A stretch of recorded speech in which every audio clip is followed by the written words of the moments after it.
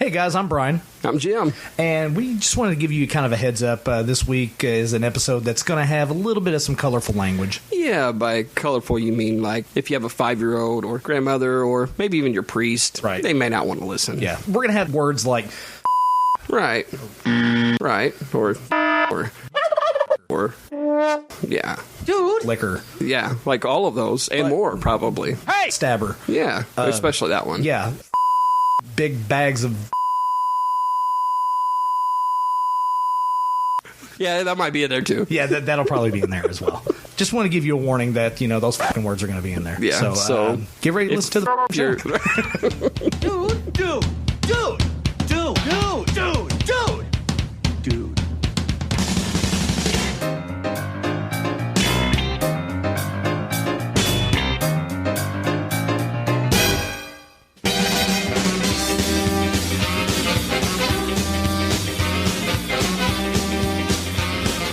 Entirely too early on a Saturday to be acting this stupid. Hi, guys. Hi. Welcome to the Dude What Movie Review Podcast. Dude What? I am one half of the hosting squad. Mr. Brian Sumner sitting across the table from me is the beautiful Jim Miller. Say hi, Jim. Hi, Jim. Ooh, I love it. You're going a lot more sultry these days, I think. Yeah, I'm trying to keep it low-key. Trying. Anywho, we're coming to you guys from the 2420 West Studios in a very nice, beautiful Evansville, Indiana. It is very lovely. It's cool today. Not too bad. Probably going to get really freaking hot later. Can't stand the heat in this area this time of year, Jim, but it's okay. Evansville heat is different than Florida heat, so... Florida heat is nice. I can handle Florida heat. Evansville heat is just muggy and swassy and disgusting, and I hate it. And why is it always like that on the 4th of July? We're actually recording the Saturday before the 4th of July. Yes. And why is it on the 4th of July? It always gets incredibly hot. God's like, you want to light fireworks off? Okay, I'm going to make it really, really hot for you. Why is it like that? It might have something to do because it's in July. No, Jim, I don't need you rationalizing on air and making sense, okay? You're the meteorologist. You're right, I am. It's stupid. Weather patterns around here are garbage. Anywho, hi. Welcome back to the studio, Jim. Thanks. It's been a couple weeks. We took a little bit of a break. You had some stuff going on. Yeah, I tell you, the couple of weeks feels like 6 months, but a lot has happened in the last 2 weeks. Yeah, you did some wedding stuff. You want to talk about that? Yeah, so fun fact for our listeners, I decided to start a business in January of 2020. Yeah. And yeah, that was not a good call. Well, come on, let's be honest. You didn't know that you're about to be shut down. Yeah, literally. So it's funny because we actually had a baby. In March, so, of 2020.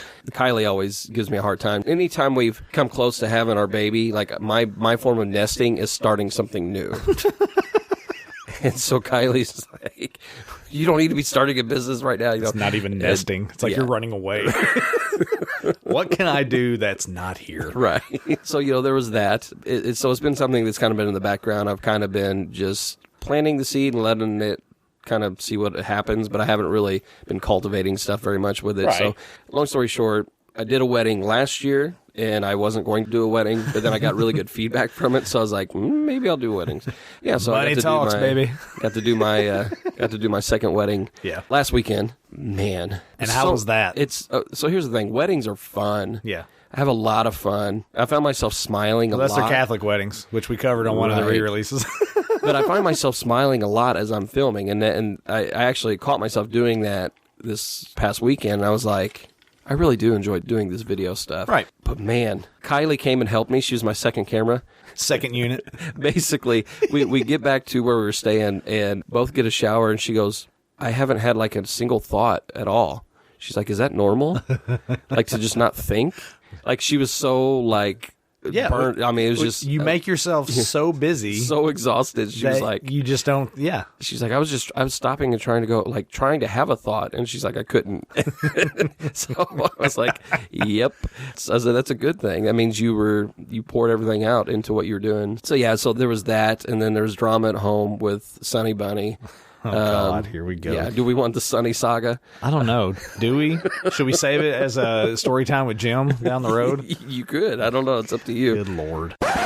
Hey guys, didn't mean to cut in here and interrupt the show, but Jim started talking about Sunny Bunny, and I was going to include it in this episode, but the truth of the reality is it ran entirely too long, and it got entirely too dark in the conversation. So we're going to release it as a bonus clip on All Access, so you have that to look forward to for you guys that are interested in the Sunny Bunny update.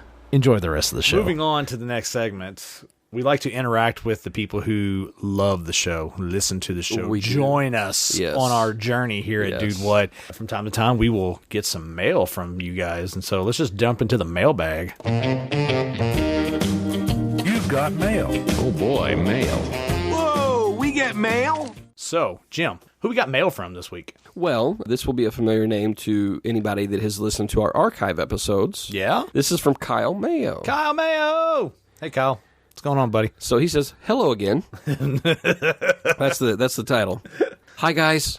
First off, thanks for all the great episodes. I can honestly say I've listened to each episode, and I appreciate the movie conversation and playful banter, even if that means your review is wrong. I mean, our opinions are different. All right. That's what I meant to say. Is that where we're going with this? Okay, bring it on. I didn't know we were doing a Brian Takes on the World segment already, but okay, let's do it. All joking aside, love your show. One critique I have, though, you guys have yet to pick a movie to review from the classics category. That's got to change. So basically, Jim, you need to do your job. I love you, my friend, but do better. Calling you out early in the show. I love it. Hey, you know what? That's a valid point. We have had classics. Let's take a step back. We did old school category, and that was Casablanca. So, in fairness, we have done it once. But it was a long time ago. 4 years ago. So he goes on to say, I've already made a slight push in All Access, and I'd love to hear you take on a classic Hollywood movie. I even have a few in mind in case you need suggestions. Keep up the good work, guys. Kyle. Which he did in All Access, and we'll talk about All Access later on the back half, how you can get into All Access on Facebook. He did get on there and list, I think he listed like 12 movies or something like that. How many of those have you seen? We're not talking about it right now. We're not going to divulge that information right now, Jim. So, you need to do your due diligence over there on that side of the table. He's coming in hot. He is. Yeah. Rightfully so. That's a fair... It's true. He was firm but fair. He was. I felt it. Whoa, what? I feel bad, though, because he sent this like a couple weeks ago, and I haven't responded yet. So I'm going to wait and see if we're going to read it on air. Avoiding him. He's avoiding you, Kyle. He's dodging you. Lurking around the corners. No, I'm sure at some point we will definitely get around to doing a classics, for sure. Yeah. The problem is I do a good job on the categories of throwing Jim for a swerve. You do. I'll throw something out there, be like, oh, that sounds good. And then the next category is like, oh, damn it. Come on. Yeah. You know what? We're a partnership here, Jim. I'll take 50% of the blame on it. Well, thanks, Brian. You're welcome. That's what we do here. We're the tag team champions of the world. All right. Thank you, Kyle, for writing into the show. Really appreciate it. We'll hurry up and get on to the classics category probably sometime in the next year. Anyway, let's move on to a segment we like to do here on the show. We are a movie review podcast. We focus on movies that I have never seen, that I should have already seen. But for right now, we're going to talk about some stuff that we've seen lately. So let's do a little movie talk. Are you not entertained? Is this not why you are here? I just want to watch my movie. The poor kid, Jim. Did he ever? I want to know. Did he ever get to watch his film? I got to know. Okay, Jim, I'll ask you the question I haven't asked in a couple weeks. You seen any good movies lately? Well, well, I have seen, I don't know how I'd describe it. It was good and disturbing. Okay. It was actually a documentary. Wait, what? That a few friends had mentioned it. We've heard throughout the year, actually, last year, people mention it. It's called The Social Dilemma. The Social Dilemma. Yeah. It's a Netflix documentary. It's basically a bunch of the tech people, like from Google, Facebook, Twitter, big tech people. A lot of them that were high up in that. They were with the startups and all of that. They've had a lot of hand in the design of social media. Okay. And so they kind of are blowing a whistle, if you will, on the psychologically destructive nature of social media. Okay. The things that I think we all know, like we all feel it. It's one of those, like we're addicted to it. We got to be in it, but we also hate it.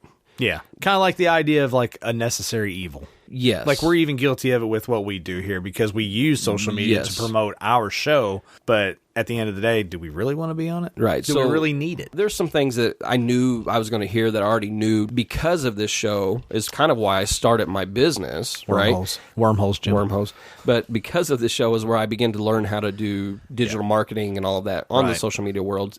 And learning that, I began to learn a lot of the behind-the-scenes stuff. Right. But this really, not saying, hey, destroy social media, but saying, hey, like, there needs to be some major checks and balances. Safeguards, checks and balances put in place. Because the way... a line needs to be drawn in the sand. The way these companies have been basically taking advantage of people. Right. And they're manipulating people. Like, it was very interesting. It was very disturbing. It was because as they're talking about it, you have an appreciation for how intuitive things are. Right. But then you also are like, this is dangerous. Oh, because, you know, talking about how you can have two friends in your friend group, you both see completely different things in your feeds. Yeah. Because Facebook or Twitter or whatever has tailored everything to fit you. Right. Because the longer you're on there, then the more they can sell your data. That's one of the issues that I had last year without getting into talking about everything in 2020. Yeah, please don't. But that was one of the biggest issues I had because I knew that going into a lot of the chaos, I began to see both sides of my friend groups talking over each other so much. Right. And then when I would try to insert myself into some of that, it really caused a lot of issues because then people automatically would want to throw me to one side or the other, and it just turned into this massive nastiness. But anyway, The Social Dilemma, I think it's a must-watch for everybody. I think it's probably one of the most important documentaries of this generation. If anything, to have a better understanding of what your social media platforms are, so that you can set up safeguards for your own mental health. Gotcha. Really. I think everybody should check it out. Okay. Awesome. I don't know if I can handle it, but... When you go to Google and type in climate change is, you're going to see different results depending on where you live and the particular things that Google knows about your interests. That's not by accident. That's a design technique. What I want people to know is that everything they're doing online is being watched, is being tracked. Every single action you take is carefully monitored and recorded. This is checkmate on humanity. All right, man. So how about you? Have you seen any movies? Good movies? I have seen movies and good movies. Okay. Yeah. Yeah. One in particular I'm actually pretty excited to talk about because I was incredibly surprised by it. Really? And I actually sat down and wrote a review that's going to be on our website under the section where we have reviews. I believe that's under the movie talk banner. Mm-hmm. You know, they have reviews and blogs that are in there. And so this will actually be on there after this episode. It's a little movie called Nobody. Bob Odenkirk. Yes. And Connie Nielsen in it. Christopher Lloyd has a small role in it as well. Have you seen it? I have not. I've seen enough of the kind of little behind-the-scene clips, and especially with Christopher Lloyd, and just the advertisement. I mean, they've been blowing up the feed with advertisements and stuff. So I tell you what, man, I think I was at Walmart, and I was just walking through, and I saw it, and I was like, I'm just going to go ahead and buy it. Obviously, no movie stores. I hate renting on demand and stuff like that because I always feel like you overpay. Right. And so I'm like, you know what? It's a brand new movie. I'll just go ahead and buy it and have it. Okay. There is something about having that tangible. I don't know. I think because we come from that era of the movie stores. Oh, no. Actually, actually having it in your hand. That's, absolutely. Yeah. So I just picked it up, brought it home. We watched it. And I tell you what, man, it was good. I keep hearing that. It was surprisingly good in the regard that it's Bob Odenkirk, who comes from the comedy world. Right. He got his start in comedy. Yeah. But he has parlayed that into a very successful acting career. Like, his acting chops are ridiculous. Yeah. He plays Saul Goodman on Breaking Bad, and then the prequel show is Better Call Saul, where you find out his real name is actually Jimmy McGill. You see the evolution of the Saul Goodman persona, right, and where that leads him down his path. I mean, if we're being honest, I don't know how much of Better Call Saul you've actually watched. I really haven't watched any of it, but I know that it's all in the Breaking Bad world. Yes, so. It falls in that same world, and it's a prequel. It takes place before the events of Breaking Bad, and Better Call Saul, in my opinion, is really, really close to overtaking Breaking Bad. Okay. In my opinion. Now, I haven't been able to watch the last couple seasons because we don't have cable, and so I have to watch everything streaming. Sure. And it hasn't updated on Netflix yet, so I haven't been able to watch, I think, the last 2 seasons, but I think the first 3 seasons that I've watched, insanely good. Yeah. So, Bob Odenkirk comes from the comedy world, gets this gig working on Breaking Bad, parlays that to Better Call Saul. His acting chops are just going through the roof. The guy is outstanding as an actor. Yeah. Just phenomenal. And so it becomes one of those things where it's like you shatter expectation of typecast. That's the main thing that I take away from the movie Nobody, because you look at Bob Odenkirk and you see what he's done and where he's come from. And you're like, there's no way he can take on a role like this. Right. And then you see him in the role and you're like, oh my God, it works. Like, it actually works. Well, like, it makes sense because he's a person of a certain age, so the character's of a certain age. Basically, the film is this guy who is nobody. I mean, that's the title of the movie, Nobody. Yeah. But he's just like an everyday guy. He's your everyday, middle-class dude, lives out in the burbs, has a family, 2 kids, has a wife, which you find out at the beginning that he doesn't really have the greatest relationship with his wife, and it's not like they hate each other or anything like that. It's just it's gone stale. It's a relationship that has been together for a while. Both have settled into their daily grinds. You even see like a montage style shot at the beginning of the movie where it's like you see his daily grind every day, right? Where he's getting up, making his coffee, going to work, going through, the train terminal, clocking out, coming home, getting home late, taking out the trash. I mean, it's just, and it's on repeat. You see it like in different variations, but it's the same thing every day. Sounds depressingly like my life. Yeah, it sounds exactly like my life. But you see all this stuff and it really builds up to see the monotony of his life. Right. And then these people break into his house and he has the opportunity to get the drop on one of the people, but he doesn't do it. At first you're like, he froze, like he was scared or whatever. But then you come to find out like that wasn't the case at all. Like he knew exactly what he was doing in that moment. Okay. And then you start seeing the layers peel back of who this character is. Oh, okay. And where he's come from. And it turns out he has this dark past. He has this, his official title was he was an auditor. Okay. And the way it's described in the movie, it's like, what is an auditor? And it's like, if you saw me at your door, I'm the last person you see. Gotcha. That type of person. And like I said, shattering typecast because of where he's come from and who he's played. And when you see him in this role, initially in your head, you're like, there's no way. And even when you watch the trailer. Well, that's what I was saying. Watching the trailer, I'm like, oh gosh, really? Well, you watch the trailer, the famous scene from the trailer is this fight that he has with like 4 guys on a bus, right? And the choreography on it, fantastic. Just outstanding. And if you watch the DVD features that come with the movie, Bob Odenkirk poured himself into that world. Training, fighting, learning all that stuff, choreography. He wanted to get it perfect. Like he really legit dove into it. And when you see an actor who comes from such a different world within the acting world and try something different, right? And you see him pour himself into it, you want to cheer him on. It's like, okay, you're really putting forth the effort. Let's see what you can do. The results speak for themselves when you watch the movie. Okay. It's a fantastic movie. I keep hearing that. Yeah, so. It's actually really good. And I think the reason why it was so good for me is because it does shatter that expectation. He just plays the role so well. Yeah. Like he has this demeanor and this personality about himself that just fits that character. And so when you see it play out on screen, you're like, it's believable. It's very believable. Okay. Like I said, Christopher Lloyd has a small role in it. He plays basically Bob Odenkirk's father. Yeah. And he's a sketchy kind of guy as well. And there's some really entertaining scenes with him. And also the RZA from Wu-Tang Clan, which he has turned into a pretty solid actor himself. A lot of people may remember him from American Gangster. He actually plays one of the cops on Russell Crowe's crew. Very solid actor himself. He doesn't take on many like big roles, but the roles that he has, he plays his role well. Yeah. So it's nice to see him on screen as well. So I highly recommend it. Definitely check it out. It's fun. It's got action. It's got gunplay. It's got a little bit of humorous stuff in there as well. But the dramatic aspects of the character, how he interacts with his family, and then dealing with his past and moving forward.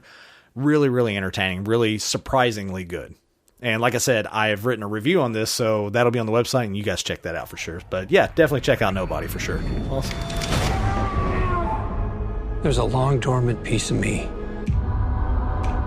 that so very badly wants out. What are you still doing here, old man? I'm gonna fuck you up. All right, Jim, you got anything else over there that you've seen? Yeah, you want to chit-chat about? I do. Yeah? This is a mini-series. Okay. That came out in 2017, I think. It's called Godless. Godless? It's kind of a Western. Oh. Not kind of. It is a Western. You either are or aren't a Western. It's one that pops up in my queue every once in a while, like, hey, watch me. Yeah. The main protagonist is Jeff Daniels, which... Jeff Daniels in a Western? Right. Nice. I don't think I've ever seen that. That is pretty much the thought I had of like, well, this should be interesting. Right. Holy shit. Yeah?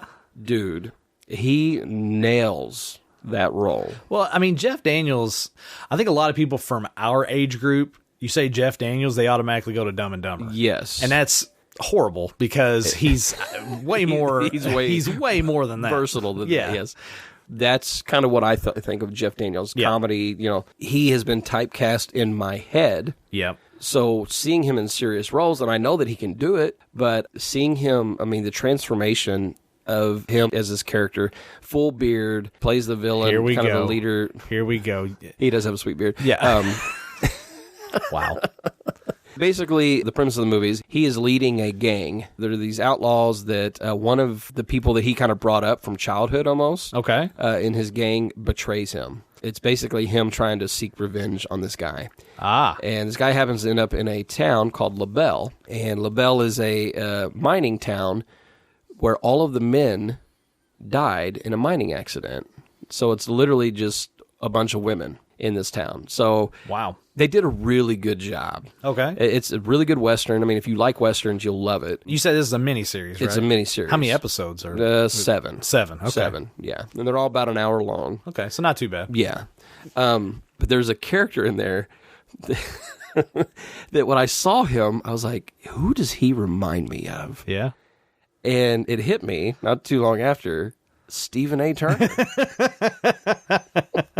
Our former boss from the Homers Radio Network? Yes. His name is like John McNary. He goes by Scoot McNary, I guess. Scoot McNary. Scoot McNary. All right. So you guys listening, check out Scoot McNary, and they'll give you an idea of what Stephen A. Turner looks like. Yeah. In this particular role, he plays a sheriff who's kind of aging out and kind of going blind and stuff like that. But, okay. Yeah, man, there's just the storytelling, the way they weave in these different characters and their flaws, and then it all crescendos. I mean, it just keeps building and building and building to the end where there's this massive battle. So this is a limited run miniseries. Yep. And we don't know if you said 2017. So yeah, it's literally probably not going to have. I think it was one of those. Hey, we have this story. It's too long for a movie. Let's just throw it out there. And it's not long enough to have a continual series. Gotcha. Okay. So, it's definitely worth a watch, especially if you like westerns. Sweet. And I've been on a western kick lately, but Right. that was one I was like, okay. And this is on Netflix? It's on Netflix. Awesome. It's good. I'll have to add it to my queue then. Yeah. Nice. God? What God? Mister, you clearly don't know where you are. Look around. This here's the paradise of the locust, the lizard, the snake. It's godless country. You got anything else over there, man? I got one more I'll talk about. Yeah? I'm not excited to talk about it. Oh, boy. Oh, boy. I'll go ahead and throw it out there, though. Okay. So we've talked about my wife has a list. And we've talked about this list before. Mm-hmm. And we went and saw probably her 1A, 1B guy off that list a few weeks back when we saw Wrath of Man, Jason Statham. Right. Now, we went and saw either 1A or 1B recently, Ryan Reynolds, the hitman's wife's bodyguard. Oh. Yeah. First of all, yeah, Ryan Reynolds. I mean, let's be honest. It kind of goes without saying. Does it need to even be said? And you know what? Let's just go ahead and get a double one for Salma Hayek. Back to back right there. Right. My God. All right, let me get the dude talk out of the way. Yes, Ryan Reynolds, delicious. Okay, let's just go ahead and throw that out there. Salma Hayek, oh my God. Yeah. Oh my God. Yeah. Just stunningly beautiful. That goes without saying. Now, let's talk about this shitty movie.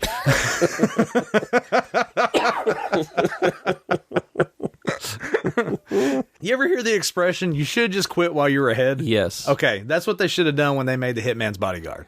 Yes. They should have just stayed there. Yep. You made the Hitman's Bodyguard. You got a few yucks out of it. You had a nice little 1-2 punch between Ryan Reynolds and Samuel L. Jackson. It worked for that. Right. It wasn't the greatest movie. We've talked about it in our archive. Right. Yeah. Not the greatest movie in the world, but entertaining for what it was. You can get some laughs out of it, be entertained for an hour and 45 minutes. Right. A little popcorn flick. Yeah, a little popcorn flick. You're good to go. Yeah. Stop there. Stop right there, please. For the love of God, stop right there. I'm glad we're talking about this because the moment I saw the first trailer for it and I saw the title, I was like, oh, dear God.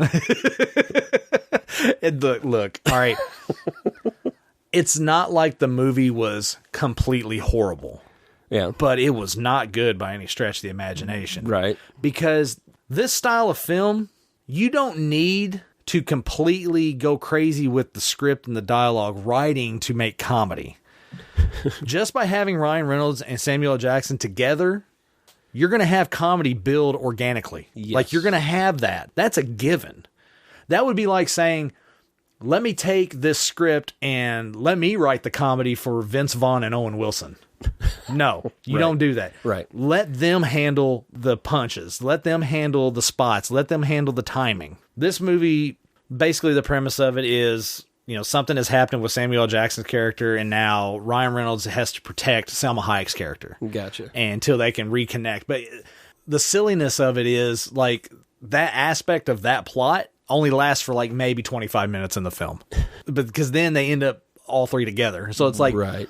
That's not even the title. You're not even doing the title. But then the trailer makes it sound like he's not in retirement, but he's taking a break from being a bodyguard. The truth of the reality is in the film, he has been basically barred from his bodyguardship because he's failed so bad. Okay. With Samuel L. Jackson's character. Yeah. So, I mean, that's the premise of it. Like, he's taking a step back because he has all these things, this anxiety that's caused by Samuel L. Jackson's character.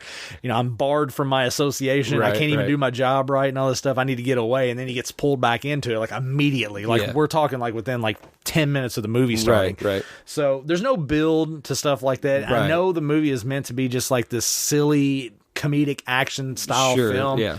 But it gets so redundant watching it. Yeah. It gets to the point where you're just like, when's it over? Right. And that sucks because you look at the star power and you're like, come on, you could do better than this. Yeah. And they didn't do better than that. It's so frustrating watching it because it could be better. And in the way they ended it, garbage, just total garbage. Please don't tell me they're setting it up for a third one. I guarantee you they're going to do a third one. Oh, I guarantee it. All right, listen, if you work in Hollywood, not everything needs to be a franchise, guys. Tell the freaking story. Just tell the story and be done with it. Stop writing it to fit a franchise. Yeah. It's okay to have a one-off. Yeah, it really is. I mean, Ryan Reynolds, he's in a few franchises already. Yeah. No, he doesn't need another one. He doesn't need another one. No, Samuel L. Jackson, he's been in a few franchises. He's been in a couple franchises as well. He doesn't need another one. Like all of them. Yeah. That dude, I'm telling you. They have more money than Quaker has oats anday. They don't need another franchise. Look, the movie, I had no expectations going into this movie, and it didn't even deliver on that. Oh, man. So here's, again, look, I'm serious. The most important question, though, is... I'm serious. Did your wife get her fill of eye candy? She was bored with it. That's bad. That's bad. When you got Ryan Reynolds, number 2 man, yeah. number 1 man, 1A, 1B, whichever one he falls into that category, that slot. Yeah, if you're watching a movie and you're bored with it, because at the end I always ask her, I'm like, what'd you think? She's like, yeah. She's like, it was a movie, and that's how I felt too. I was like, it was something to watch. I wasn't blown away by it. I wasn't like happy. I wasn't excited whenever it was done. Man. Yeah. So I don't recommend watching it at all. If you've seen the first one, you're good. Stop right there. Right. Please. And if you've seen the trailer, then you pretty much know what if you've seen the trailer, you've seen the movie, so you're good to go. I promised my therapist no bodyguard. That means no guns, no killing, and no blood. What is he doing here? Are you using pepper spray? I'm on sabbatical. All right. So we had some good movie talk there, chit chat, certain movies to watch, shows to watch, movie to not watch. Let's move on to our next section of the show here. We're a movie review podcast, Jim. That's what we do. Let's do what we're supposed to be doing. We do. Yeah, kind of occasionally. Let's do what we're here to do. All right, you ready to do this? I'm ready to do this. I'm ready. We give you guys a new way to look at some of your old favorites, and that is through my eyes, an impartial viewer, third-party viewer, looking at classics that people have dubbed classics. Right.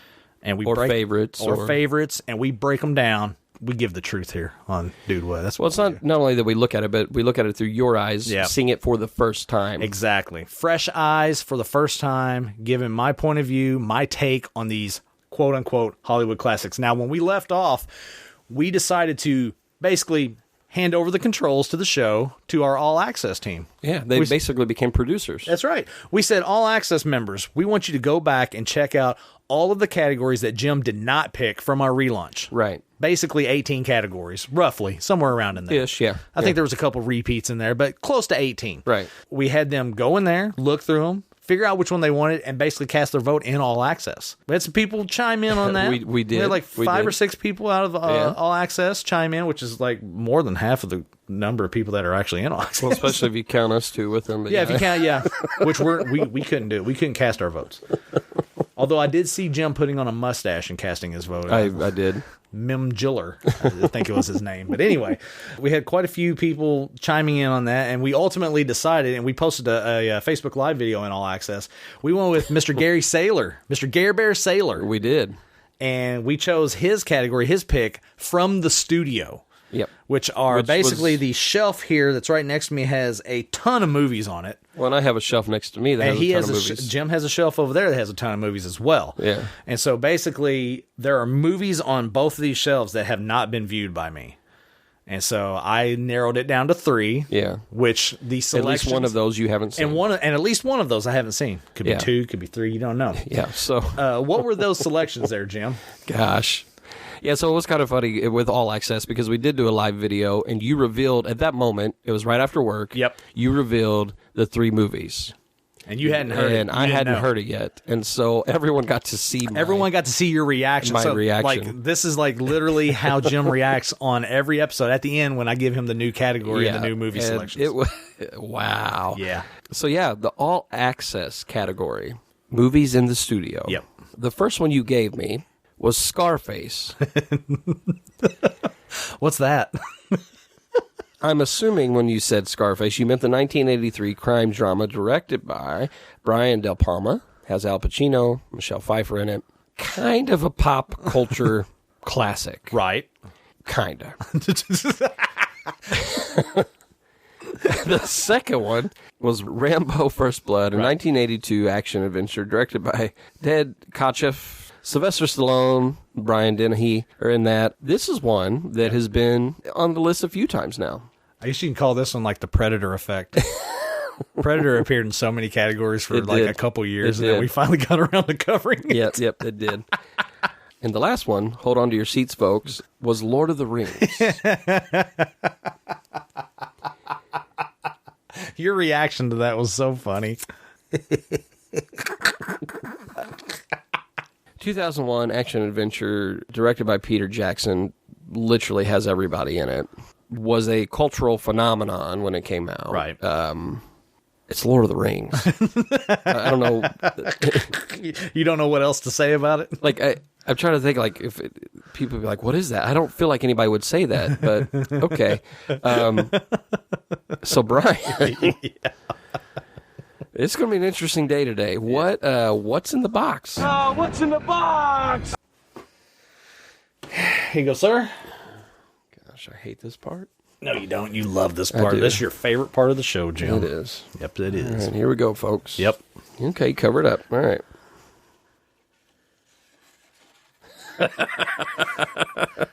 Okay, all right. I can live with this. Oh, yeah? Rambo, First Blood. Rambo, First Blood. I can live with this one. Yeah? The reason why... But you still don't know if I've seen the other ones, though. I don't. And I can live with this one because I have never seen this particular Rambo.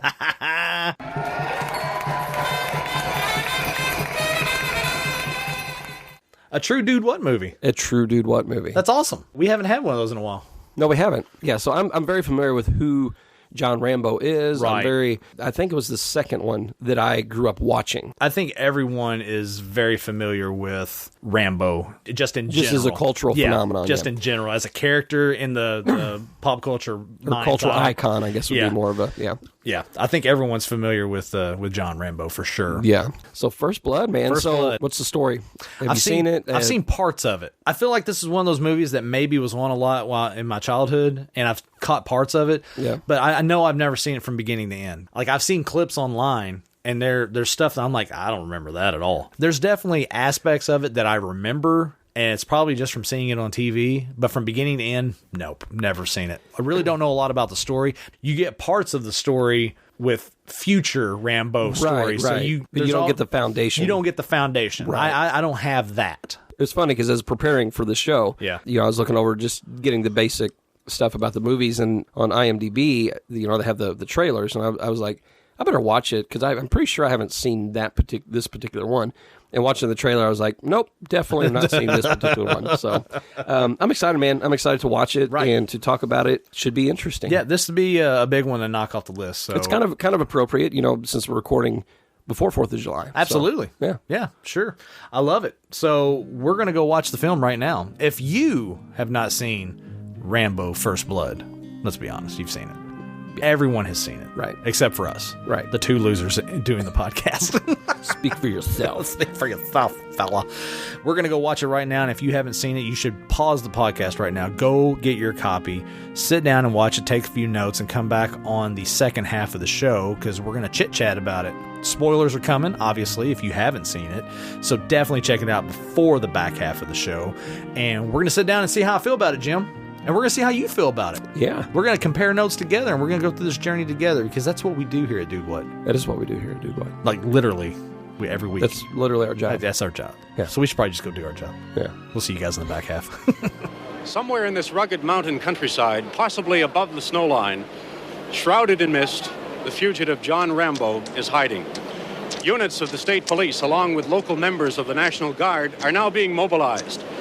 What still remains unexplained by local authorities is just how and where the former Green Beret came into possession of the weapons with which he allegedly killed one deputy sheriff and tried to kill 6 others. Only their skilled training and police enforcement techniques saved their lives. And word now is that the fugitive will be in custody in a matter of hours. You don't seem to want to accept the fact that you're dealing with an expert in guerrilla warfare. With a man who's the best. With guns, with knives, with his bare hands. A man who's been trained to ignore pain, ignore weather, to live off the land, to eat things and to make a billy goat puke. In Vietnam, his job was to dispose of enemy personnel, to kill, period. Win by attrition. Well, Rambo was the best. Wearing that flag on that jacket, looking the way you do. You're asking for trouble around here, friend. Hey, listen, Will, you sure picked one hell of a guy to mess around with. Just came over the teletype a few minutes ago. John Rambo is a Vietnam vet. He's a Green Beret, Congressional Medal of Honor. Guy's a war hero. Jesus, that's Rambo's a civilian now. He's my problem. I don't think you understand. I didn't come here to rescue Rambo from you. I came here to rescue you from him. So why are you pushing me? I haven't done anything to you. First of all, you don't ask the questions around here. I do. You understand? Secondly, we don't want guys like you in this town. Drifters. First thing you know, we got a whole bunch of guys like you in this town. That's going to book this gentleman for vagrancy, resisting arrest, carrying a concealed weapon. He says he uses it for hunting. Hunting? What do you hunt? Elephants? Busy this morning, Colonel. What can I do for you? I've come to get my boy. Your boy? I recruited him. I trained him.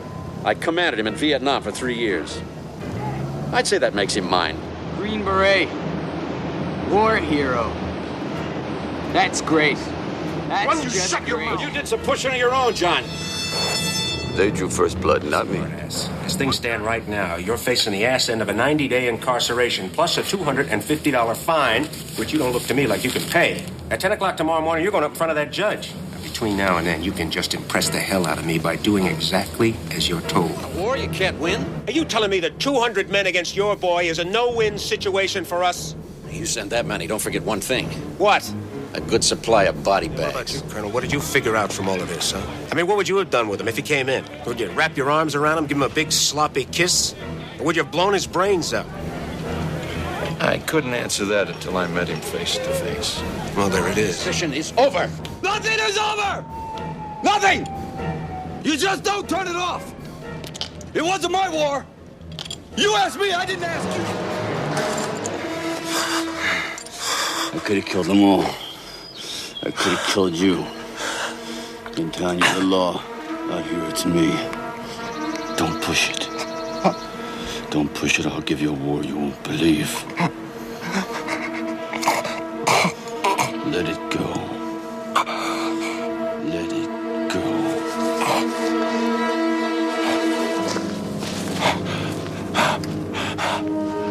And we're back. Yes, we are. From kicking ass. A lot of ass. A lot of rounds fired in that movie. Yes. He just wanted a burger. Dude just wanted a burger, man. Just wanted something to he eat. wanted to go to Dairy Queen. Not an official sponsor of Dude What, but that's what he wanted. I mean, I'd be okay if they were an official sponsor. Believe me. I'd be all for it. Peanut butter parfaits and chicken baskets all day long. I personally am an official sponsor of Dairy Queen, so. You officially sponsor Dairy Queen? Nice. Yeah. Not getting any royalty checks at all. In fact, you still have to pay for the food. I do. Hilarious. My Dairy Queen diet, yeah. my wife loves it, but. Yeah, man. So we both can check that one off our list. Yes, we can. Big deal. Yeah, for both of us. Real big deal. Yep. So let's just dive into it. Let's do it, man. What are your thoughts? Immediate thoughts? Man, I tell you what, there's a lot to go into this from an emotional standpoint, if you really think about it, because I think on the surface, this comes across as your action flick. Right. But there's so much more to it than that. Most definitely. There's a lot of layers to this, and we're going to get into the script and the storytelling, but the metaphor, it's like an onion and you peel back the layers. Mm-hmm. This movie, as far as the story goes, is constantly peeling back the layers from beginning to end. And so you get to essentially take this emotional roller coaster with the John Rambo character.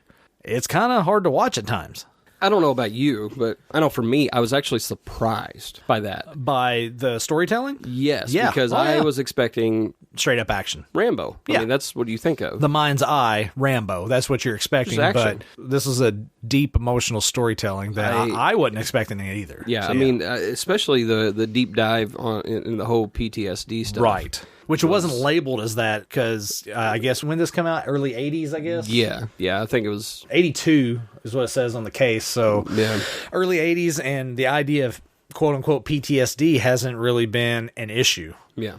I think if you talk to old-timers from back then, people who came back with issues, mental issues from war and what they've seen and what they've experienced, they are labeled as crazy, or they're labeled as off, or they just ain't right in the head, something like that. But it's actually this other thing that is a big frickin' deal with regard to our service members. A huge frickin' deal. Yeah. Yeah, actually, I guess this character, which we didn't realize this was based on a book. Yeah, I had no idea.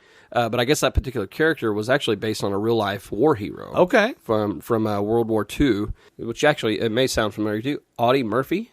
Audie Murphy. That name does sound familiar. Why do I know that name? So apparently he's like the most decorated veteran of World War II. Okay. And he actually starred in a film about his autobiography called To Hell and Back. And I guess he went on to become like an actor. Like he acted in like 44 films or something. Really? Yeah. That name sounds familiar. Yeah, so apparently John Rambo was kind of based on this guy a little bit. And the fact that like being a war veteran, decorated, but I guess later on in Audie's life, he really dealt with a lot of post-traumatic stress. And then I think he ended up dying like in a plane crash or something like that, like back in the 70s. But yeah, I found that interesting. That one, this was based on a book. This character was based on a real life person. So the name does sound familiar. I just looked him up online, and his face, he has a familiar face. I may have seen him in some older films. So yeah, but that name does like when you said it, it's like, okay, I think I've heard that before. Yeah, when I saw it, I was like, I know that name. Right. I don't know why, but I know it. Yeah, I was surprised to see that as well in the credits at the beginning. That was based on a book. So that's actually really cool. Yeah, I thought so. What do you think about Stallone, man? I'm going to mention this, and it's kind of funny because we just had the re-release last week of Predator. Yeah. And you talked about on the beginning of that when I revealed Predator that you were like, this is why Arnold became a big deal. Right. I know Rocky was a thing, and Rocky's a big deal. Yes. But I feel like this movie right here is what catapulted Stallone to that action upper echelon. Yeah. Like, this is what really drove him as a big deal. Yeah, because I think actually this was being filmed kind of back-to-back with Rocky 3, but Rocky 3 got pushed back. Okay. Because of, like, I guess they ran into some issues with filming. Gotcha. With this one. With, Okay. With First Blood, so. Right. No, that definitely... Yeah, because, two of the Rockies have been out by that point. Yeah, and, the Rocky, I mean, it's action, sports action, boxing, right. And there's the drama element to that, but I feel like this is a completely different level of drama. Yeah. Plus mixed in with the action, which he would go on repeatedly down the road to become a huge action star. Right. But I feel like Stallone throughout his career, and I mean, we'll talk more about this movie in particular, but I feel like specifically for Stallone, we talk about typecast and shattering that mold. Yeah, he fell into this action genre thing for a very long time and very successful and did some great stuff, but look at his acting in this. You know what I mean? Yeah. He could do more than just the action stuff, is what I'm getting at. He's one of those that I think embraced the typecast. He was fine with that. I would say so, yeah. I mean, you can look throughout his filmography, and I mean, you see most of it is action. I mean, he's both comedy and some dramatic and stuff, but he plays well in that world. I feel like is really good at just giving some depth to your action star. Well, he definitely rounded out this character with the dramatic aspects that he brought to the character. Well, especially near the end there. Right. Definitely brought all the walls come kind of crashing down within. Yeah. So, yeah, it was painful to watch because I'm sitting there watching. I'm like, man, you see the character, he gets pushed to the edge, and he reacts at the old adage, caged animal, right? Yeah. So he reacts that way from an action standpoint, but then he's pushed even further beyond the physicality to this emotional level that he's been basically trained and taught to push to the back. Right. That doesn't matter. Focus on the mission, the job at hand. Yeah. Your emotions, your feelings, what you're going through internally, be damned.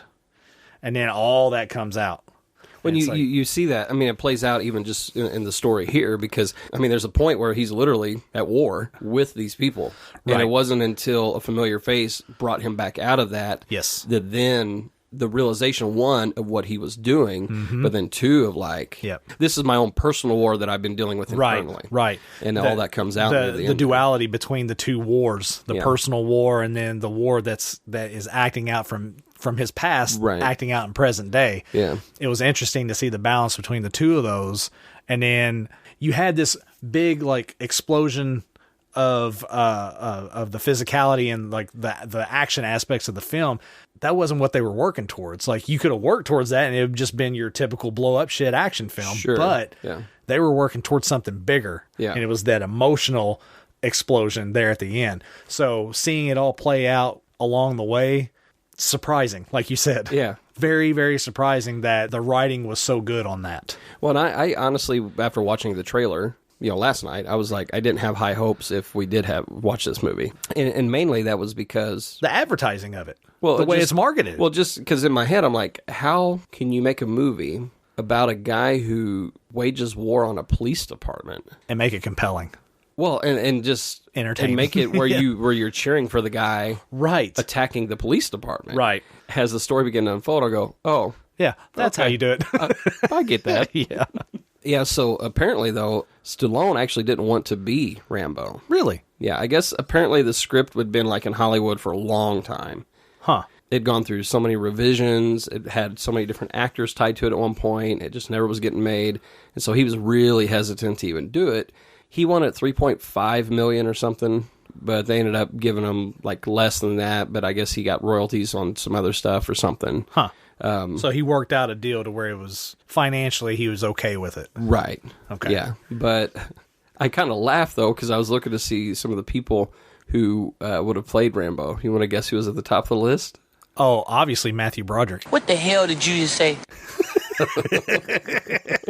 No, the other one. Steve McQueen. No, it was not. Yes.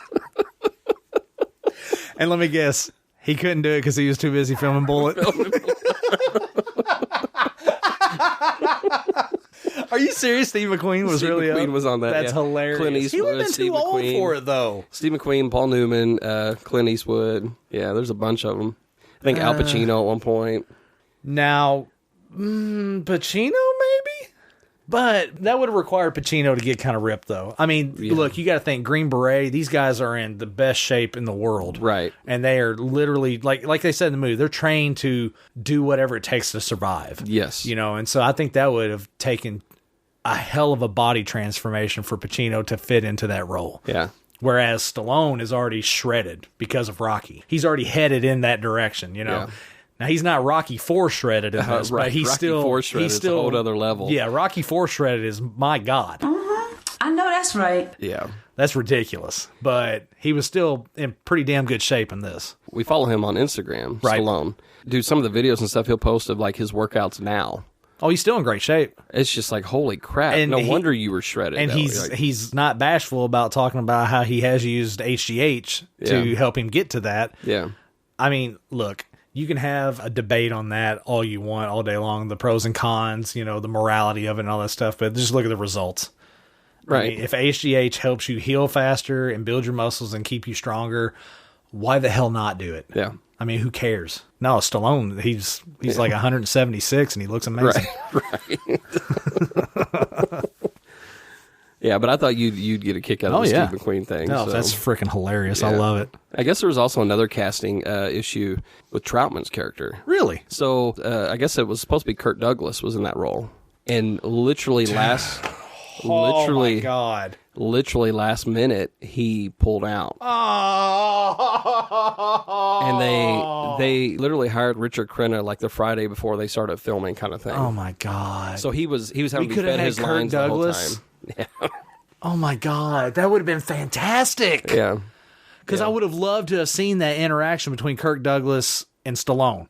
I think that would have been freaking phenomenal. Yeah, there definitely would have been another level of emotion there, I think, that he would have brought out. Well, I made a note about Richard Crenna. He overacts. Like, even when he's introduced, the way he's delivering his lines, and maybe there's something to that because he was hired there at the last second to come on and replace somebody who was supposed to be there, but I just felt like his lines were just overdone, like overacted, over-delivered. Yeah. Like there was like this emphasis that didn't need to be there. Right. He just needed to come in and be straightforward to the facts, but he was like being theatrical with the way he was delivering his lines. And it's like, that's not what that character's supposed to be doing. Right. That makes more sense now that you say that. Yeah. What I remember from watching, I think it was maybe his First Blood Part 2, or maybe it was the third Rambo, I can't remember. But Richard Crenna's character, that's who I pictured always being. He has more depth, but it makes more sense now knowing that he was literally hired Friday before production started. That gives context to why his lines are delivered like that, because watching it was kind of cringe. Like the only scene that I really felt like his lines didn't come across like that was in the bar with the sheriff. Yeah. That was a good scene as far as line delivery. And then at the end when he's with Stallone. Right. Because at that point, like, if his voice was heightened or more theatrical, it made sense for the scene because everything in that scene is heightened. Right. So it was like he was acting up here and the scene was down here for the most part. But then in that scene, the scene rose up to where he was already at. Right. Yeah. That makes a lot of sense. Yeah, so you said you had some notes about Richard Crenna. So do you have any other notes over there? Yeah, I mean, I got some, mainly just talking about the cops.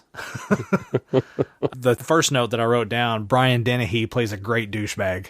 Yes, he does. He falls right in line there with that old Bradley Cooper being maybe he's Bradley Cooper's dad. He's a good little douche. He's a really good dude. He's like grandpa douche is what Brian Dennehy is. Yeah. I mean, he's the type of actor who has always been able to tap into that douchebag role. Yeah. Just have that egotistical asshole gene. Yeah. You know, and he plays it up really, really well. This was just another example of that. When you're first introduced to him, like even just something as simple as him coming out of the police station. Yes. And standing on the steps, and he's kind of like stretching, rubbing his belly, like lets a little burp out, you know. And it's like he just comes across with his body language as a douchebag, like immediately. Yeah. You know, he's introducing and saying hi to everyone and all this stuff, cracking jokes or whatever. Like he's king shit in this town. Yeah. Because he has been for so long.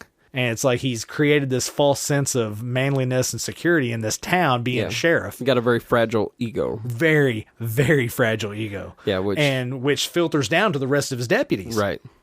And you see that within all those scenes as they unfold. It's like this bravado that doesn't really exist. I did find it very interesting because, we're watching an action flick and there's so many principles of leadership and things that were coming out in it that I was just like, man. Like, I mean, you could see it, especially as his character being Papa Douche or whatever. Yeah.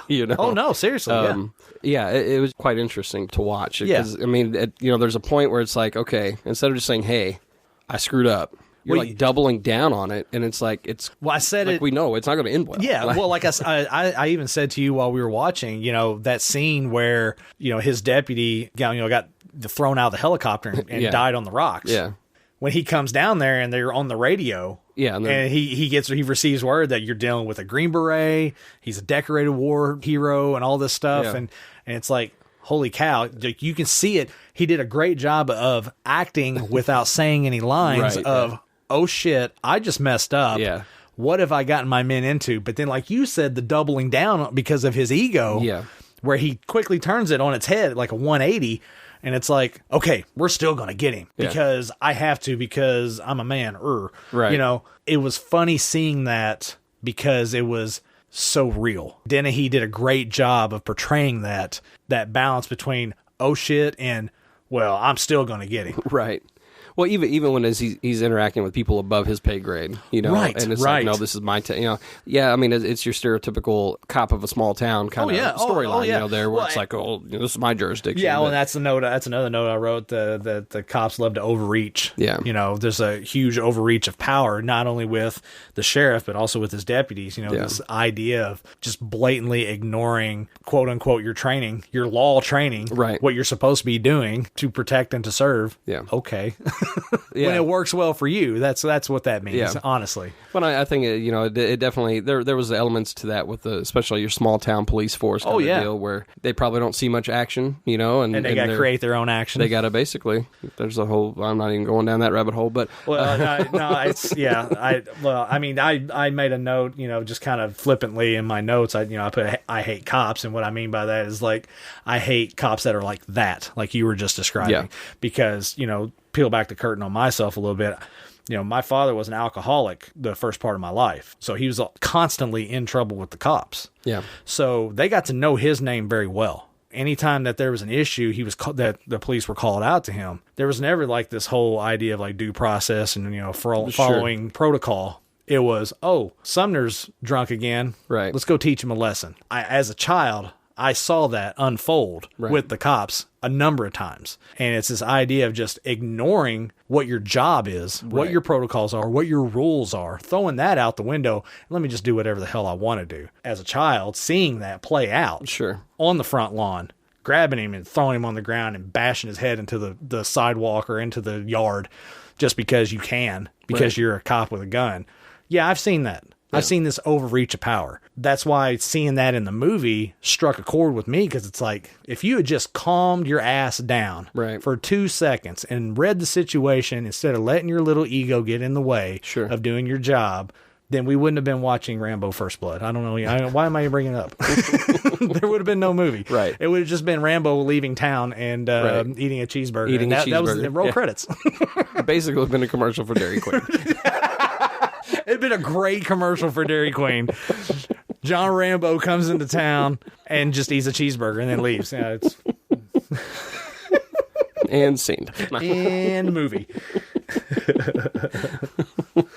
Yeah, no, I thought, so you have the dynamic with the police force, and then you have the military dynamic. Oh, yeah. There's a lot really to unpack. I think even for me on a personal level, because I have a lot of friends that are police officers. Right. For every douchebag, there's 10 good ones. Yeah.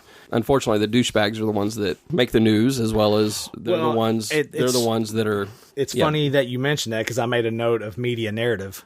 Because you see that scene, where he's up there and he's already set the traps on everyone. Yeah, and he could have killed them, but he didn't. Right, and it was his way of saying, "Hey, dude, back off. This is not going to go well for you." Yeah, and he even tells him that, back off. I made the note of quote unquote let it go. He basically trapped the sheriff, and he's like, "I could have killed your man, but I didn't." Right. He's like, "You don't want to bring this war to me. Let it go." Just the way that scene unfolds. And how it builds up to that encounter between the two, that was a powerful scene. Yeah. Very, very, very well done. Yeah. Then to bookend it just past that You have the military set up, and they're putting up all the barricades, and they got the perimeter set up around the hill. And the media down there is spinning their narrative about what's going on, about how, he attempted to kill them and all this stuff. We don't know why he attempted to kill them and all this stuff. And the cops are only able to save their lives because of their training. And I was like, that's not what happened. That's not what happened. I actually almost turned to you when we were watching that part and be like, how historically accurate? Because you see that there's the media has a story to tell. Yeah. And they got to spin it some way. And whatever's going to get the catchy headline, they're going to spin it that way. But then you've got the political figures, the sheriff, who is spinning it to save face. Right. And it's like literally the whole time you're thinking, and I think about this even just on the level that we're at today. Yeah. Just freaking own up. Just own. Because the moment you say, hey, you know what? Maybe I made a bad call. Right. Maybe I was wrong here. Yep. Guess what? We're going to say, okay, cool. Let's fix it. Instead, you double down on the arrogance, and then it creates a bigger issue. Yeah. And then people step in to try to fix that issue. And it makes more problems. It's very much a domino effect. All you need is that lead domino to fall. Yep. And it takes someone with some balls to step in and pull a domino out of the track and say, this is where it stops right here. Yeah. All right, now let's clean up the mess. Right. The sheriff wasn't able to do that in this film. His ego would not allow him to step in and pull the plug on it, take a step back and say, okay, there's a better way to do this. No, we're going to do it my way. We have to do it my way. Why? Because I need to satisfy some sort of sick revenge in my head. So yeah, it was interesting to see that as a backdrop to what the story actually was. There's a lot of layers to this movie. Surprisingly, a lot of layers to this movie. Right. I was expecting to go in and see a better version of Commando. Never say that again. That's fair. That is a very fair expectation, now that you put it like that. Yeah. But in my opinion, this is a parallel to Predator. Yeah. With regard to its pacing, with its storytelling, with how well the characters evolved, how well the story played out, the smartness of the writing, the emotional undertaking that went with it. I would say this one's far more emotional than Predator, though, with regard if we're talking movies in that same genre and that same area. For sure. Yeah. I would say that this one has a little bit more of an emotional effect on a viewer than Predator would. Oh, for sure. But yeah, no, having that expectation going in, like a Commando, just based off the trailer alone. Right. Yeah, I can see that. So you talked a little bit about your past experiences with police and stuff. Have you ever had experience dealing with people with PTSD, like as far as from the military perspective? I've known people that have had issues with it, but I've never seen it. I've never had to be in that moment and have to work with someone through that. Right. I've never seen it, but I've heard stories. I've had relatives who waking up in the middle of the night thinking something's happening, pulling a bed on top of themselves, freaking the shit out of their family. Yeah. I've heard the horror stories of that. So yeah, but I personally have never experienced it. Yeah, gotcha. Yeah, no, for me, I think that's where in this film it hit me. Kylie's got family that's military. Right. We actually have a guy that's in the Green Berets now that we know. I've dealt with actually a Vietnam vet who I was very close to for a season of life. And when he would get to drinking, there's only one time that I really felt fear from interacting with him. Gotcha. But seeing Stallone play out, if you're just a casual movie watcher, you might be like, oh, he's probably like, he seems to be overacting here. But it's like legit the breakdown of like, because he's reliving these stories. Just recently, even I was with a guy that was in the military. He happened to be drunk, and that's where really the stories and stuff started coming out. Right. It's rough, man. It's hard. Yeah. It's hard because as a civilian, most of us as civilians, we will never fully understand the depths of that. No. And I think that's why there's such a brotherhood in the military. Oh, yeah. Because they have seen things that we haven't. Well, they've seen things so that we don't have to see them. The brotherhood that you're talking about, they know that there are people that they served with that can relate and understand the things that they've seen and heard and had to do. Whereas when you come home, you don't have that. You don't have that here. I made a note, more needs to be done for our troops. Yeah. I feel like there is an awareness now of PTSD and what war, the job, quote unquote job of being a soldier and what that entails and what that means to enlist, to go through training, to go to war, to see the things and do the things that you do while you're serving, and then to come home and be expected to shut that off. No. Right. that's ridiculous. Well, then there's also even just saying it out loud is ridiculous. Right. Well, I think there's another layer there, too, that I've learned is that there is a political layer there. Even politicians and there's activist groups and stuff like that have this expectation of soldiers to behave a certain way. Oh, yeah. And they're not in those settings, in those situations, which complicates and creates even a bigger issue when over there. And the only reason I say all that, or can even say that confidently, is because I've heard enough stories. There's actually a podcast that I listen to on a semi-regular basis, and some would call it a leadership podcast, but it's so much more. And if you want to have a higher respect for those that have served in the military, it's called the Jocko Podcast. And it's basically a former Navy SEAL commander. He literally he'll read books, like military books, and a lot of times he'll have those people on. And I mean, sometimes it's up to 4 hours long, but they literally go through their book and he pulls out different pieces and these people tell their stories. Gotcha. I mean, you want to have more respect for one, living in America. Yeah. But two, knowing what some of these people have had to do or what the friends that they've lost to help us keep us free. But then not only that, but then to help others be free. It's definitely worth listening to. Right. PTSD, man, like it is. It's one of those things that... Well, I think you touched on the political aspect of it, this idea of what how a soldier should and should not conduct themselves and stuff like that. The way I've always looked at it is when you basically hire someone to represent your branch of military, you're paying them to go and put themselves in a situation where they have to protect themselves from being killed or kill someone. That right there, from an emotional standpoint, just preparing yourself for that is probably one of the hardest things you could ever ask anyone to do and expect someone to do with any sense of morality and candor. Yeah. And then to have them actually do it and then tell them to act a certain way after that is bullshit. Yes. In my opinion, once you ask somebody to do that and you put them in a situation where they have to do that, the rule book goes out the window. Yeah.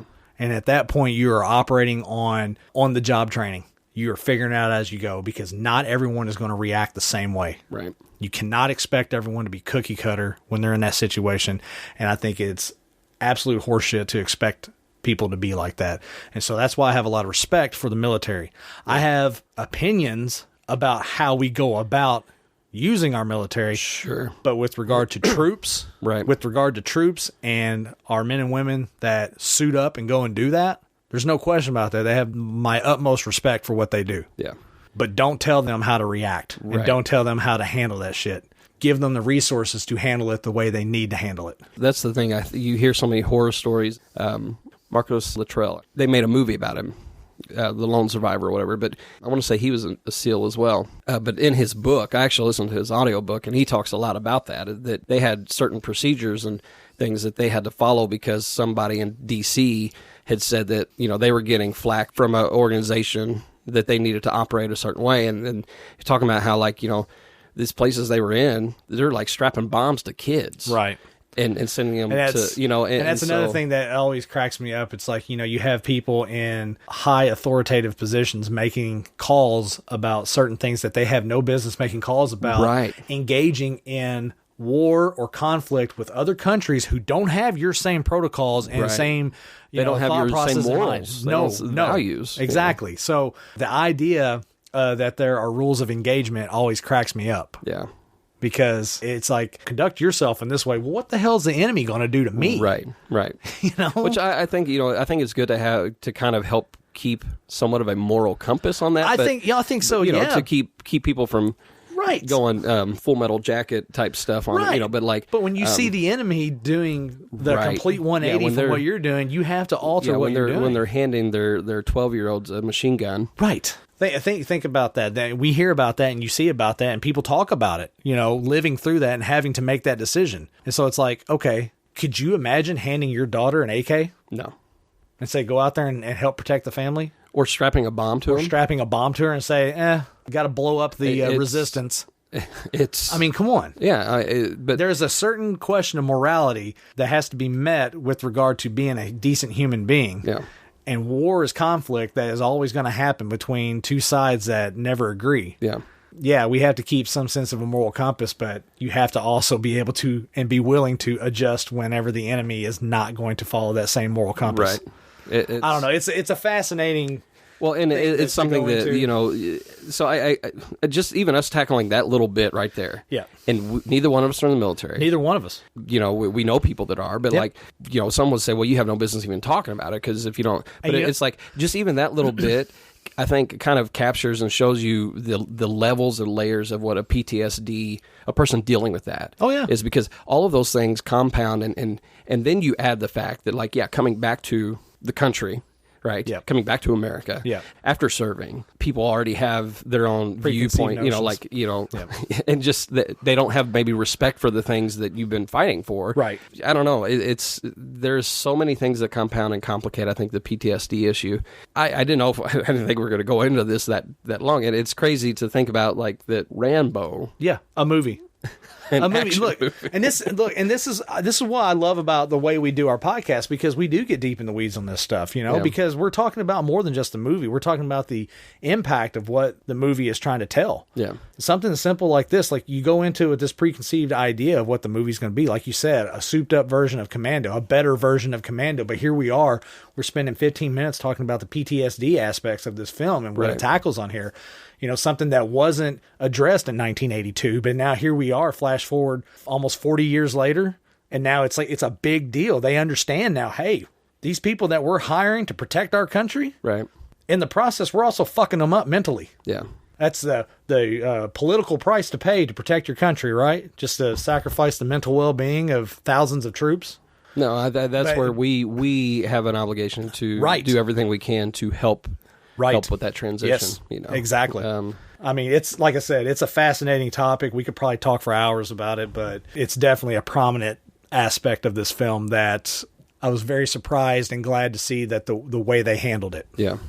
Well, and it definitely gave it, like you were saying, layers, emotional layers. To an action film that you already know you're going to be able to nail. Right. And it's so surprising because here's the way I view action movies. And I love action movies. I think it's even like on our website where, you know, we talk about like what our favorite types of movies is. Right. I'm an action guy. I love them. And a lot of it is just because, yeah, you're shooting, blowing things up, whatever. And so you just have that expectation of like, okay, it's going to be fun. Eat popcorn, watch shit get blown up. Yep. Don't know why. It's just, it scratches the testosterone itch in me, I guess. Yeah. I don't know. But you have that expectation sitting down and then you're like, whoa, you're getting almost a character study in a lot of ways. Absolutely.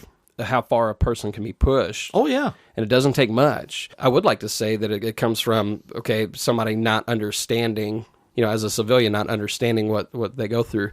But the sheriff, I don't know if you remember that scene where there's medals and stuff on his desk. Right. So Right. he obviously had served in some capacity. Yes. You hear him allude to that, talking about so many other people served, you know, and didn't come back crazy like him or whatever. So he's characterizing Rambo based on his actions, right, without fully knowing what he's gone through. But then he's also taking into consideration what he may have gone through. Right. He isn't that way, but let's be honest. He may not be that extreme, but there are certain characteristics about him that are unsavory. Right.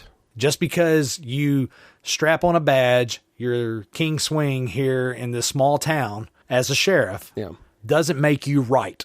Doesn't make all the things that you cut corners on and do just because in the name of the law that you deem are okay and acceptable, doesn't make that right just because you served and you came out and you're not doing what Rambo does. Yeah. Again, so many layers to this movie, so many little things. And you're right, the medals on his desk behind him, and he's got this kind of, he sits down, and he's kind of exhausted kind of thing. There was so much more to this movie than I expected there to be. Yeah. Well, I think in the book, they do a better job. I was reading a little bit for the fun fact stuff that his character, the sheriff, had apparently served in like the Korean War. Okay. Which is, I guess, a totally different style of warfare than what the Vietnam War was. Right. And so I guess there was more emphasis put on the different branches and stuff serving in those Gotcha. different wars. And Okay. so I don't know if that maybe played a role with his response, because that's the one thing that you don't really get is like, okay, why did he respond the way he did? Right. I mean, it was like, okay, he just saw him as another vagrant, another person just coming through, Right. Passing through. I mean, that's a whole nother level Yeah. that we could even get in on is Right. talking about homelessness and vagrants and, you know, like just the level of story that's Look, behind like why they're the way they Again- are. Again, like I said, so many layers to this. the untapped potential of more storytelling based off the script and the story within this movie. Which it's insane. It's insane to think. It's literally insane. Was not expecting it. Well, I have one more fun fact for you. Okay, what you got? Rambo's knife. Oh, man. The knife, man. Yeah. Iconic. It is. Did you ever have one of those playing, like when you were young, when you were a kid? Like a fake one? No. Yeah. I don't think I did. I remember one time my dad had a knife that was similar to it. Right, like a survival knife? Like it was like a survival knife. It was that big, but I didn't have the notches on the other side of the blade. Yeah. But it was something similar to it. And I think I made the joke one time it was a Rambo knife. Yeah. But no, I never had the... with the little compass and stuff. Yeah, on it. I never So had apparently this knife was custom made for this movie. Really? Yeah. So, and it obviously becomes a very iconic weapon of choice. Oh, yeah. I actually remember having a toy one. Oh, did you? And I had the little necklace with like a little green... like from like... no, I did have it. Yeah. I remember the necklace. Yes, I did have it. Yeah. Wow. Yeah. That's funny. You mentioned I didn't even think about that. Yeah, I did. Yeah. That's hilarious. But yeah, I just thought that was interesting. It was custom made for this movie. So. Oh, that's awesome. Yeah. That's really cool, actually. You got any other notes over there, man? I just got 2 more notes. There's no way those cop cars could handle that up on the hill. Let's be honest. They were jumping, driving through creeks, riding over rocks and stuff. And then even when he finally wrecked, it was like this weak little wreck. And I'm like, that car would have blown up like a mile and a half back. Yeah. Come on. Yeah. And the only other note that I really have, it's a nitpick note. It's nothing major. But the scene where he breaks out of the sheriff's station, that was a good action sequence. You know, the way he fights off the guys, works his way through. I wish the choreography on that would have been a little cleaner because that was such a great scene. It was action-packed. It kept moving, had a lot of momentum to it.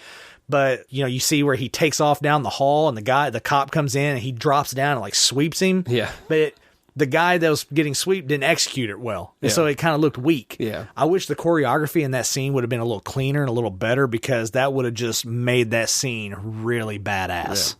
Yeah. And it would have been really, really good. I mean, it was already good, but it could have been so much better. About that scene, actually, I guess there was the one where he punches the guy in the face, looks like he breaks his nose. Yeah.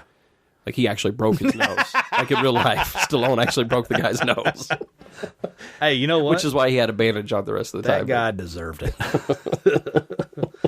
Nice. Yeah. Well, man, let's get into the ranking, man. Let's hear what you decide to rank it. Are you wanting some answers, Jim? Yes, please. You want answers! I want the truth! You can't handle the truth! Okay. Typically, man, I'm having a hard time with this one. Talking on the back half has really helped me solidify. Well, not really solidify. Let me just give my ranking, okay? And then I'll explain why my ranking is what it is. Sure. Okay. I'm the dude, so that's what you call me, you know? It's a 5 on our scale. Yeah. It's a Big Lebowski.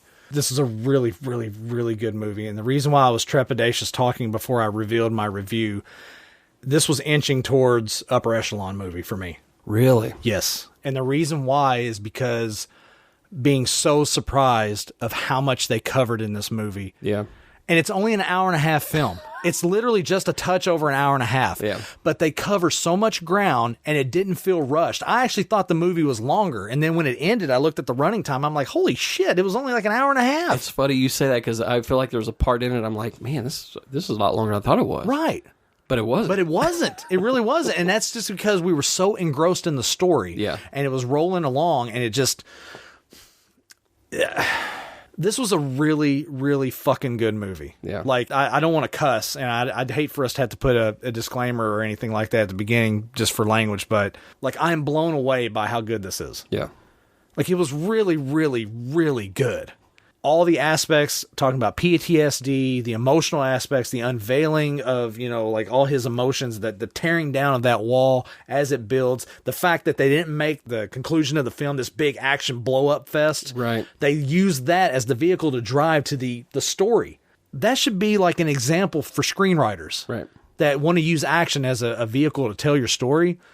You don't have to use a huge action sequence to tell your story. Yeah. You can use it as a means to get to the storytelling. Yeah. You can use it as a backdrop. It's driving the story, right. But it's not your focal point of the story. This is a classic example of the story is king. Yeah. What is the story? The story is the emotional degradation from military experience of this man. Yeah. And what the effects of that are when society pushes back. This was a fantastic movie. Yeah. It really does. It borderlines on upper echelon, putting it up there with Godfather for me. I know that sounds crazy when you say First Blood, Rambo right. First Blood, Yeah. but from a storytelling standpoint and the way it builds, and plus expectation of the film, just based off trailers and word of mouth. It's Stallone. Right. I didn't expect it to be this good. Yeah. It far exceeded any expectation I had of it. Well, something you'll appreciate, you were talking about story there, and something I didn't talk about earlier, but apparently in the book, he dies. Oh, really? And it becomes a big blow up, shoot 'em up. And Stallone was very adamant about, with this character, not killing anybody. You notice he didn't kill anybody. You're right. The one guy that he fell out of the helicopter and died, that was the only one that actually accidental died. too. Yeah. You're right. He didn't kill anybody because he didn't want to portray a mindless murderer. Right. Gotcha. And so he was very intentional about that. And then he also didn't want it to end where it was just... Like I said, because apparently a part of it was that I guess some of the test audiences that they were showing it to, like a lot of people had an issue with... Because I think Trockman's character was actually supposed to kill Rambo at the end. It's funny. I think I've seen that scene. Yeah.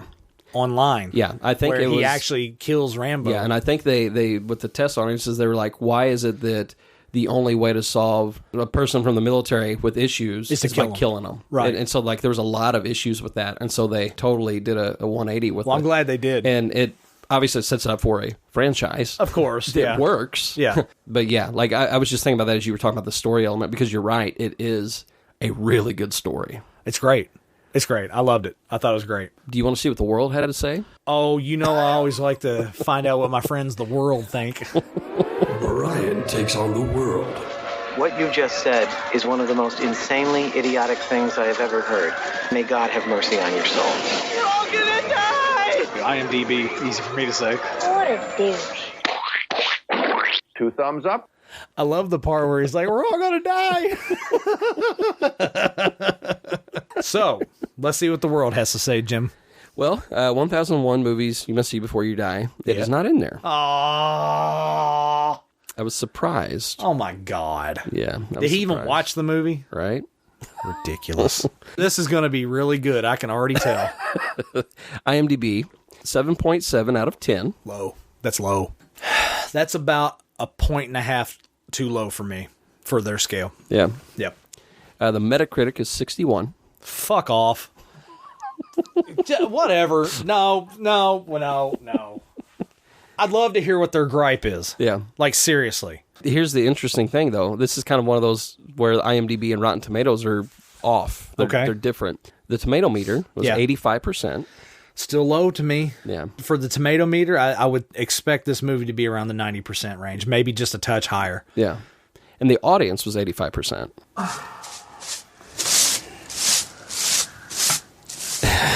Now we're getting to your favorite character here. Oh.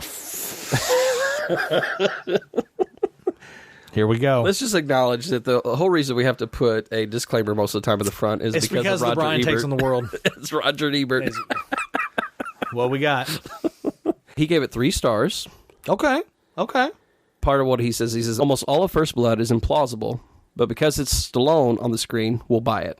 What we can't buy in this movie is the message. It's handled in too heavy-handed of a way. The fuck is he talking about? Okay, what about the movie is implausible?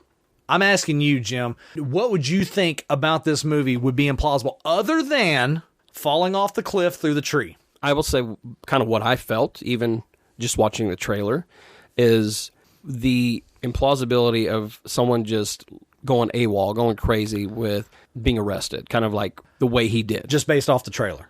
But it's the movie. It's storytelling. It's the movie. Yeah. The storytelling. You see what drove him to that point. Right. It wasn't like, oh, he was just being picked on. I mean, they were over the top with it, and then it triggered everything. I think that's the problem that I'm having with him saying that. Most of the film is implausible, but because it's Stallone, we believe that. Okay, historically, Stallone has never really been considered a top-notch actor, just because of his action career. Fair? Yes. So, what about it would be implausible is what I'm getting at. Because it's Stallone, we believe it. Is it because the action? Action is action. That's inconsequential. I don't give a shit about that. All right, you can do that with anybody. But we're doing storytelling now. What is implausible about the story? The PTSD aspects were handled, I thought, very well. Brian Dennehy as the asshole small town sheriff, I thought he played that very well. Other than Richard Crenna, who overacted his lines, but he got hired on at the last second, like you said. So that makes sense why his lines were delivered like that. I don't understand what about the movie is implausible. Everything that you see transpire from beginning to end as it unfolds. Yeah. I don't understand. Yeah. A trained Green Beret who's gone through so much emotional shit finally snaps when pushed by a local sheriff and catches an entire small town off guard because he's trained to do that. Right. What is implausible about that is what drives me insane with that statement. That is the most ridiculous thing I've ever heard. Yeah, the only thing I can think of that maybe is the response of the police force and the National Guard and all of that with the manhunt. Like, as far as bringing the way all of that played out. But even still, you're dealing, again, it's a story. And like you said, and you're dealing with the fact that this guy's arrogance has pushed him to respond with the force that they have. Yeah, but at the same time, even with regard to the military aspect, think of it in this regard. Even in 1982, or whenever this is set, I don't know if it's set in 82. I know it was filmed in 80 or made in 82. Right. Think of it in this regard. John Rambo, who is obviously a trained asset for the military. Right. Do you not think that the military would keep tabs on that? Yeah. Okay. The guy ran his tags looking to get information on him. Do you not think that in Washington, when his name pops up on a search in this small town on the West Coast, that that's not going to pop up and they're going to send their guys in to take care of that? Right. The response is going to be immediate, even in 82. Yeah. Again, what is implausible about the story? And what was the second part that he said? He basically was talking about the message. It was too heavy-handed. What is heavy-handed? Some of his review, he's talking about, like, near the end where Stallone's putting into words the issue. And that's where I'm like, no, like it ties. That's the point. That's the freaking bow. That's the point of the story. That's the bow on it. What did he want? He want him to just level the town, set it on fire, and walk away? I don't know. Like, it looks like he might have had issues with calling it an action film, but it's just like, I don't know. It is an action film. Yeah. I don't know. Maybe he had the issue that we have going into it, expecting more of just a bang bang shoot 'em up. But even still, okay. Why don't you say I was pleasantly surprised? Yeah, but I mean, he did don't give just it take a big shit on it just because it wasn't what you thought it was going to be. Right. He did give it 3 stars though. So, but then I guess I can't really. That would make me a hypocrite for shitting all over Breakfast at Tiffany's then. But I think that's tomato on that though. Yeah. Honestly. Yeah. Because, I mean, this did stick to action elements. Right. You know, it had that build, it had that suspense, the cat and mouse game, him versus them. You had that still, but all the other stuff that adorned that was what was surprising and what made the film that much better. Right. Breakfast at Tiffany's has always been, in my head, marketed as a romantic comedy. Yes. You don't get that at all. Right. If that was his issue, I don't see that as enough to take as big a shit on the movie as he did with the things that he said. Right. No, I agree. Again, Ebert. You know what? You know what, Jim? That Ebert fella, I tell you what. If we ever decide to sell shirts, I feel like we need to get one of his image with a little stick guy just humping his head or something. Oh, wow. What? Be our way of saying F. Ebert. Okay. You know what, Jim? You're not allowed to talk anymore. Anyway. All right. So let's move on to the next part of the show. It's time to get ready for the next episode. We are back and better than ever, Jim. Am I right? Yeah. No, we're not. No. Not at all. No. We've always been mediocre. We always will be mediocre. Anyway. So it's time to give Jim some new categories. You know what? Hold on. Before we move on to the new categories, what would you give it? Because this is your first time seeing it as well. I think I would give it a 5. You would give it a 5? Yeah, I'd give it a solid 5. Yeah. For you to say, like, to put up there with Godfather, I understand why you would say that from the storytelling aspect, but I wouldn't put it up there with Godfather. Right. It's creeping up there towards it for me, just because of expectation and how surprising the story was. Yeah. But I was pleasantly surprised by it. Very good. Very good. Now let's move on to the next thing. We're going to get ready for the next episode, the new categories that I'm about to unveil for Jim. Are you ready, sir? No. Okay, so I have decided on this one. We asked All Access to pick the category for this episode. Right. Gary Saylor, thank you very much for that. Watched a fantastic movie, so good job, Gary, taking the from the studio category, and we made that work for our favor. So what I've decided to do is, for your next category selections, I have picked out of the other All Access members who gave their opinions, and I've decided to pick their categories, and now you have to narrow it down to one. So basically, our All Access people, they're all going to feel like I'm playing favorites, basically. Two of them are going to feel like you're playing favorites, and one of them will feel like, they're loved. Very much loved. Okay. Right. Here we go. First up, Cult Classics. That was picked by Mr. Stephen A. Turner. Okay. It's an interactive. The selections from this category are from the Cult Classics poster here in the studio. Okay. It's a scratch-off poster. All right. If we pick that category, whatever the movie is, we'll get to scratch it off the poster. Your second category from Miss Amy Carlisle, Stephen King. Oh. Yeah. And your last one, got to throw it out there, from Mr. Kyle Mayo, Classics. So now I've put you in a very, very interesting situation here. Well, you did mainly because you put the people's names beside the category. Yes, I did. So now who's your favorite child? So, oh, man. Cult Classics from Mr. Stephen A. Turner, Stephen King from Miss Amy Carlisle, or Classics from Mr. Kyle Mayo. Make your selection now. Why did you do it like that? Because it is hilarious. Well, it's tough because... It's not tough. I was going to jokingly say, all right, so obviously we're doing classics before you gave me the categories. Right. Because, Kyle sent that strongly worded email. Very strongly worded. Which is, if anybody knows him, that is strongly worded for him. So, however, with Stephen King, I'm like... We haven't done a horror movie yet. No. Yeah, we haven't done, we probably haven't done a horror film since our second Halloween special. I'm a verbal processor. You know this. So I'm kind of processing how I'm going to pick and why, I guess. Also, I don't want people to be like, they like them better than me. I love you, Kyle, but I'm not picking classics. Not right now. We will do a classic soon. That's funny. I love it. Stephen King or Cult Classics? Yeah. I love it. I love it. This is the best. You know what? We just did something out of the studio, so I'm going to choose Stephen King. You're going with Stephen King for Miss Amy Carlisle.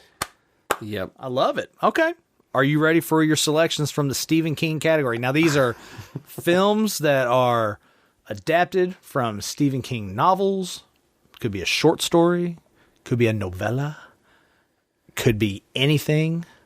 Could be just some notes that he scribbled on a piece of paper. We don't know. It's very possible. We don't know. But these are Stephen King related films. Are you ready? I think so. Okay. First up, Carrie. Wow. Okay. Mm-hmm.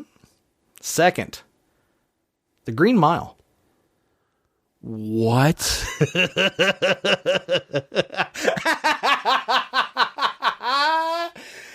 Oh, he's immediately regretting his decision. What? And your last one? Stand By Me. What?